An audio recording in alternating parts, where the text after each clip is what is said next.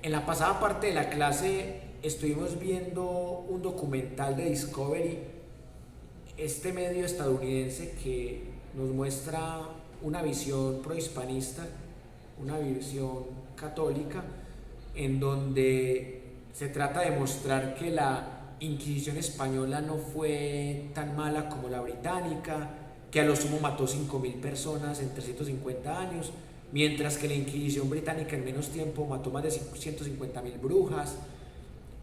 Pero acá quiero que escuchemos otro testimonio y quiero que analicemos desde este testimonio la visión de un polémico personaje que se llama Fernando Vallejo, un personaje que interpreta la historia católica desde un libro que se llama La puta de Babilonia, un libro bastante polémico que ya ha sido prohibido en algunos círculos, en donde nos muestra una mirada bastante diferente de lo que para él es la Inquisición española, y también nos habla de la cruzada albigense. Vamos a escuchar el testimonio de este señor para que lo analicemos, que es uno de los grandes críticos de esta clase de instituciones.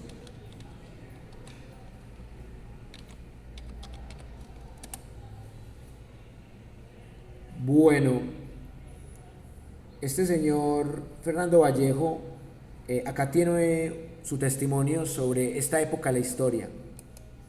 Tú tratas a la iglesia de puta en este libro, ¿por qué? Pues la palabra la dices tú, la estás diciendo tú. Porque No, tú lo has dicho, aquí está. No es este libro que tú impulsas. En realidad los albigenses o cátaros, a quienes Inocencio III reprimió y exterminó, borrando toda la civilización de la Languedoc, del sur de Francia, sus correligionarios cristianos, fueron los que le dieron este nombre a la iglesia de Roma. Bueno, Inocencio III, que de Inocencio solamente tenía el nombre, fue un genocida que exterminó a los cátaros albigenses, que eran otros cristianos diferentes a los de Roma, y ese tipo de hechos son los que se silencian no solamente en canales como Discovery, como Nat Geo, sino en otras versiones totalmente procatólicas y prohispanistas. Por eso siempre es interesante escuchar la otra cara de la moneda. El del Papa del Anticristo. ¿Creen en Dios o no? Claro que creo en Dios, es un ser malísimo. Porque ¿cómo es posible que su omnipotencia, pudiendo hacer bien las cosas, haga un trabajo tan chambón y nos imponga el dolor de la vida, la vejez, la enfermedad, la muerte, los terremotos? ¿Pero crees o no crees, Fernando? Porque Mira, yo he leído donde dice que no crees. por Dios? Entendemos por Dios. Si entendemos por Dios el creador del universo desde la eternidad, a mí me cuesta tanto trabajo atribuirle la eternidad al universo como atribuírsela a Dios. Pero si la escolástica y la teología católica le dan entre las cualidades de Dios la de la bondad, pues yo no veo cómo puede ser bondadoso quien en su omnipotencia pueda hacer el bien y el mal. Dices aquí también que la iglesia es tergiversadora de la historia. ¿Por qué lo dices? La iglesia se pasó toda la Edad Media, desde que subió al poder en el año 312, cuando se subió al carro de la victoria de Constantino, el emperador Constantino, un genocida.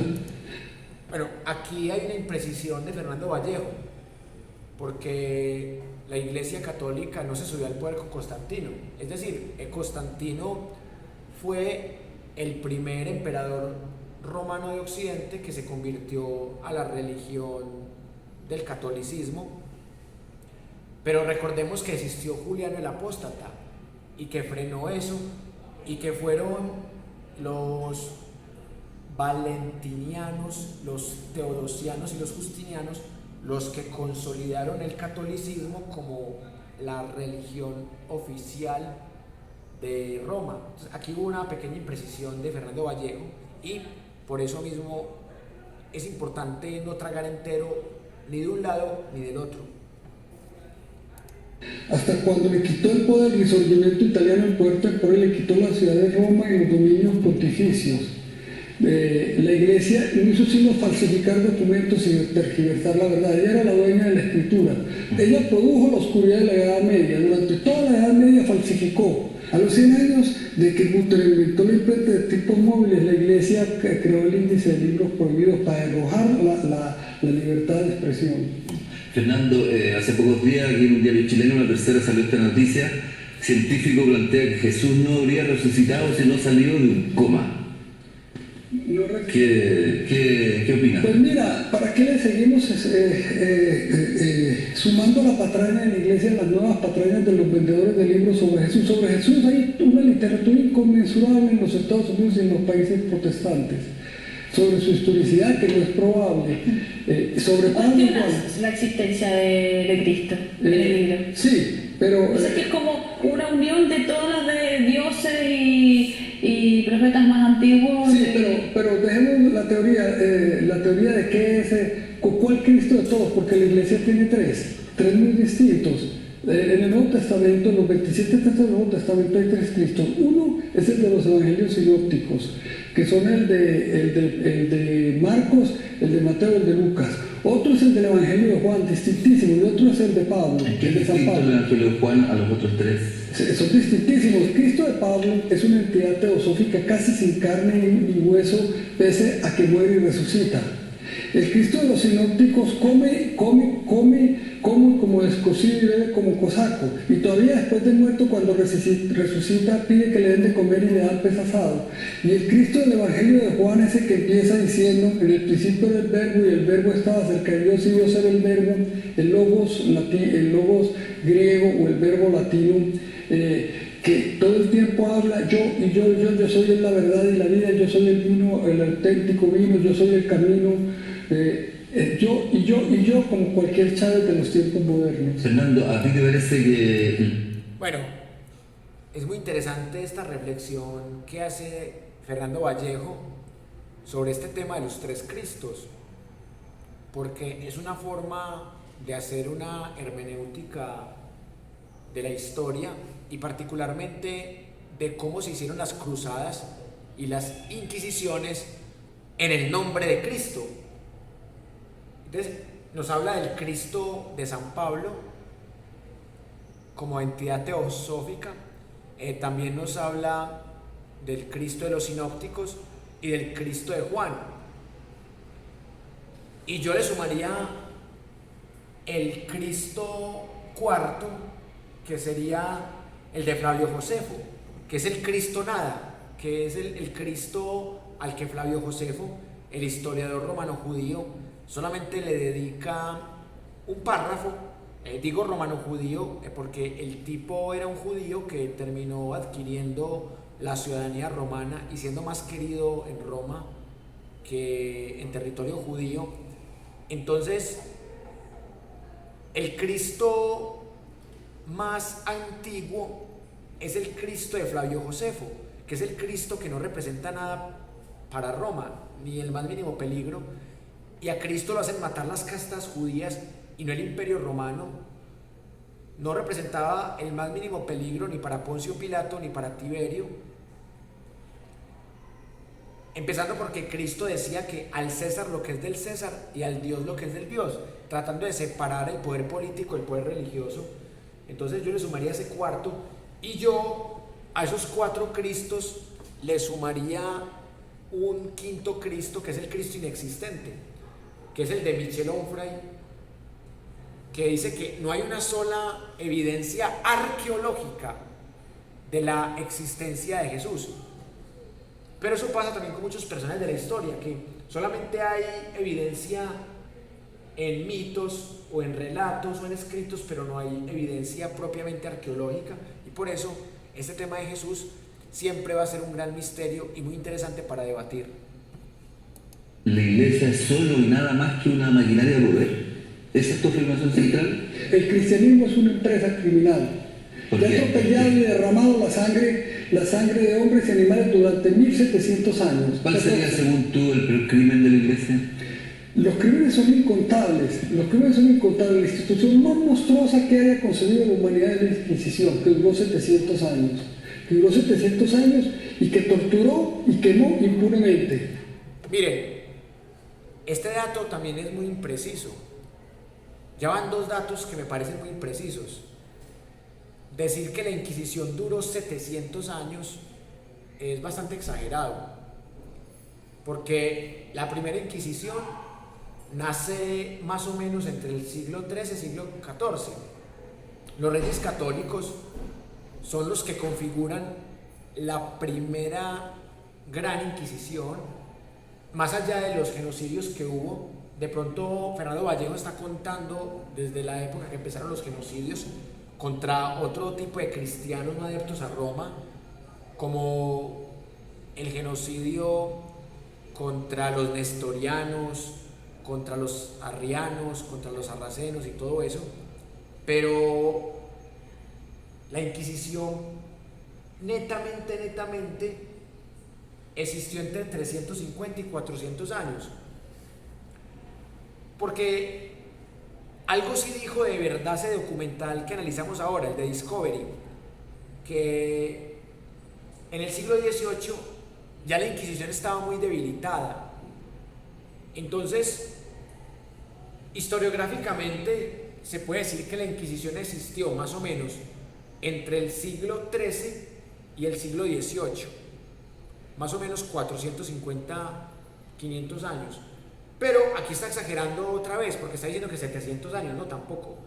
A no ser de que él crea que la Inquisición sigue existiendo en el siglo XIX, en el siglo XX, que ya sería la nueva forma de opresión de la Iglesia. Entonces, acá de nuevo estoy muy en desacuerdo con la interpretación de Fernando Vallejo. Estaba en manos de la secta de Domingo de Guzmán, los dominicos, que todavía existen, es una orden religiosa. ¿Cómo pueden existir estos? Bueno, él dice que todavía existe por el tema de los dominicos, en tanto que él ve eso como una secuela. Entonces, por eso él dice que son 700 años, porque él está sumando años del siglo XIX, del siglo XX. Bueno, algo bastante debatible de hasta qué punto todavía existe la Inquisición, porque existen instituciones que eran inquisidoras. Estos señores con este pasado criminal. A los nazis no se les puede hacer la apología en el país donde surgieron, en Alemania, porque es una empresa criminal que solo atropelló a la humanidad 13 años. El cristianismo la lleva atropellando 1700 años. Bueno, acá de nuevo hay un debate, porque bueno, los nazis maltrataron la humanidad 13 años. Es decir, desde el 32 al 45 en el siglo XX. Ese dato puede ser correcto, listo. Pero él dice que la Iglesia Católica está aporreando la humanidad durante 1700 años, contando desde Constantino prácticamente hasta nuestros días. Y esta cifra también puede ser un tanto exagerada, porque recordemos que la Iglesia Católica no fue tan despiadada en sus primeros años. Fue despiadada porque empezó a destruir las secuelas de la cultura grecorromana. Hubo persecuciones, claro, pero también hubo tiempos en donde la Iglesia no persiguió tan sistemáticamente a la gente. Entonces, decir que llevan 1700 años matando gente, no tanto, pero que sí tuvo épocas muy sangrientas, sobre todo en la época de guerras contra protestantes, que la vamos a estudiar la próxima clase, la matanza de San Bartolomé, la guerra de los 30 años, todo esto que llega tras la reforma de Martín Lutero y la contrarreforma católica. Sí fue una época muy sangrienta, pero acá considero que Vallejo exagera un poco en la cronología. Al cristianismo le vemos toda la oscuridad de la Edad Media, la oposición al avance de la ciencia, con su cruzada en favor de la paridad y con su oposición a la interrupción del embarazo y de los métodos anticonceptivos y al control demográfico. La bomba demográfica se nos vino encima. El principal causante de esta bomba demográfica es el papa que se acaba de morir, Carlos Wojtyla. Dices que es uno de los peores papas o casi Es el el peor papa más dañino, no es el papa más asesino porque ya no tenía poder para asesinar. ¿Por qué el más dañino? El más dañino porque nadie como él le ayudó a montar los 2.200 millones que aumentó la población mundial durante los 26 años largos de su pontificado. Aquí Bueno, acá quiero discutir algo. Esto ya no es de fechas ni de cosas exactas. Es un tema ya de interpretación histórica. Acá no estoy de acuerdo con Vallejo, porque él dice que el mundo está sobrepoblado por culpa de la Iglesia Católica. Yo considero que no es un problema unilateral o minimalista como lo quiere plantear él ahí. Es un problema global, multicausal, que tiene muchos elementos correlativos y no necesariamente determinísticos, porque falta una mejor educación sexual, porque mucha gente no se cuida, porque mucha gente no lo ve como un problema, y también porque no necesariamente es porque haya sobrepoblación, es porque la riqueza está concentrada en pocas manos. Y realmente no es tanto porque haya mucha población, es porque la riqueza está concentrada en el 1% de la población. Entonces acá no estoy de acuerdo con esa interpretación de Vallejo, que entonces que hay que evitar que mucha gente nazca o que hay que evitar que siga habiendo tanto crecimiento demográfico. No, hay que evitar es que la riqueza se siga concentrando en pocas manos. Porque si bien es cierto hay un crecimiento demográfico, también las guerras hacen que muera mucha gente, también muere mucha gente de enfermedades. Entonces yo no soy de los que dice que no, que es que ¿para qué traer hijos al mundo? O sea, si usted tiene con qué mantenerlos, tráigalos. Que no, que es un problema de la humanidad, que de pronto en China, yo lo entiendo, porque en China sí hay una sobrepoblación. Hay un territorio muy estrecho para tanta gente. Entonces, en China sí es prohibido tener muchos hijos. Pero yo conozco familias que tienen 4 o 5 hijos, pero que los tienen bien tenidos. Entonces, eso es algo para debatir, definitivamente. y durante la dictadura la Iglesia Católica se jugó por los derechos humanos y defendió a... Ese es un cuento, ese es el cuento con que están ustedes sosteniendo aquí los chilenos. Ese es el No, cuento. es verdad, no es un cuento. Entonces yo te hago una pregunta. Okay. ¿Quién era el nuncio apostólico en tiempos de Pinochet? Ángelo Sodano. Sodano, sí. Ángelo Sodano. Ángelo Sodano era amigo de Pinochet. Ángelo Sodano dejó la nunciatura apostólica de acá, que ejerció durante 10 años, para ir a ocupar el segundo puesto del Vaticano, que es el de secretario de Estado. Después del Papa era el más poderoso. Así lo premiaron. Así premiaron su amistad de Pinochet. Él no sabía lo que se estaba jugando en la iglesia aquí, que perseguía Pinochet a los curas. Entonces se quedó callado Wojtyla, alias Juan Pablo II. Se quedó callado exactamente como se quedó callado Pío XII cuando todo el episcopado alemán, todo en bloque, echaba al vuelo las campanas en honor del Führer, en honor de Hitler. ¿Qué significa? Bueno, acá Fernando Vallejo tiene toda la razón. O sea, hubo complicidad del Vaticano con dictaduras como la de Pinochet, con Hitler. El libro Mi lucha de Hitler nunca fue prohibido por la Iglesia Católica. Varios nazis, después de la Segunda Guerra Mundial en 1945, fueron protegidos por católicos, por la CIA y por la OTAN, fueron limpiados. Busquen la historia de la Odessa y se van a dar cuenta de cómo hubo impunidad con diferentes genocidas nazis, y acá sí estoy totalmente de acuerdo con Fernando. Decir todas estas cosas, ¿qué ha pasado? ¿Qué te dice la gente o qué te dice la iglesia? ¿Qué te han dicho en Colombia, un país que es católico, en México que también lo es? Pues mis tesis las estoy sosteniendo con este libro, que yo no vengo a promover aquí porque yo no soy vendedor de libros. Yo vengo a defender una causa, que es la que está en el fondo de este libro. El libro empieza a circular. Yo le he hecho invitación a los dos cardenales colombianos, Darío Castrillón y de Alfonso López Trujillo, a que debatamos este tema, que respondan el memorial de agravios de mi libro, Y le hago la misma invitación al cardenal Bergoglio de Argentina, de donde vengo, y le hago al de Chile. Y la debatimos en un seminario delante de los periodistas, la debatimos ante los seminaristas. Porque quiero que mi libro, el primer público que tenga mi libro es el de los seminaristas, a quienes va mucho en saber si estos son calumnias o en que razonen y en que abran los ojos. ¿Pero han aceptado esa invitación? Pero ¿cómo crees que la van a aceptar? Ellos están acostumbrados a hablar desde el público y es cátedra. Pero el problema no es tanto con la iglesia, porque la iglesia es una institución desdentada, es una fiera desdentada, ya no puede quemar ni matar. Pero el problema viene es con el Islam. Si no nos vuelve a la Edad Media la iglesia, nos vuelve el Islam. Leímos hace poco que te han concedido la nacionalidad mexicana, llevas mucho tiempo allí y dijiste algo así como: no quiero saber más de Colombia, una mala patria. Sí, Colombia es una mala patria. ¿Por qué? Y la mejor prueba es que porque hay 4 millones de colombianos afuera. Y estos 4 millones de colombianas afuera se fueron por su gusto o porque Colombia los echó. Y si se pudieran ir 40 millones, se irían 40 millones de colombianos. ¿Por qué se fueron? ¿Has podido en estas pocas horas que has estado en Chile tomarle el olfato a este país? Pues ya siempre lo he sospechado cómo era. ¿Cómo Es era? un país el más ordenado de América Latina. No tan- Lo cual es bueno para mí porque no es un orden tan estricto y tan estricto e insoportable como el de los países europeos, como el de Francia, Italia y la misma España. Entonces hay un relajamiento y al mismo tiempo orden.